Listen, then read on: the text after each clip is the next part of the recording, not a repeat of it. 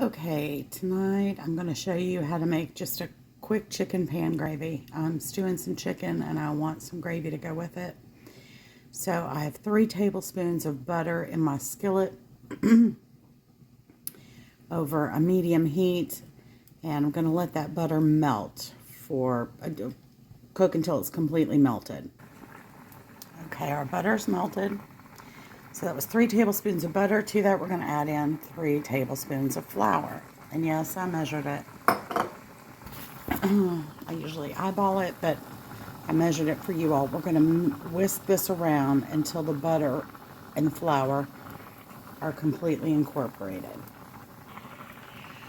Now I've got it incorporated in the pan. We are going to season this with salt and pepper. And you notice that I spread that flour out around the pan. And you're just going to season to taste. I spread that flour out in that pan because I want this to brown. Brown is flavor in cooking. So you're just going to let this keep cooking, mixing it every couple minutes.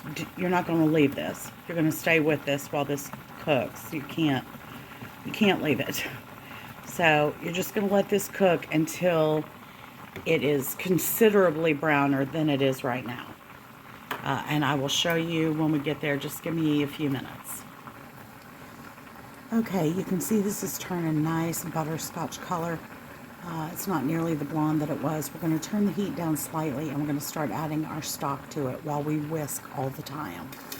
Each time you add in a cup of stock, you're going to whisk it around really well. Now, this is still going to thicken as it cools. I'm going to turn that down a little bit more. And in a minute, when I can taste it, I am going to taste it for seasoning and see if it needs salt, pepper, anything else additional. Okay, there's our beautiful gravy. It is well seasoned. I tasted the seasoning. It will continue to thicken as it sits. And I use 3 cups of stock in that.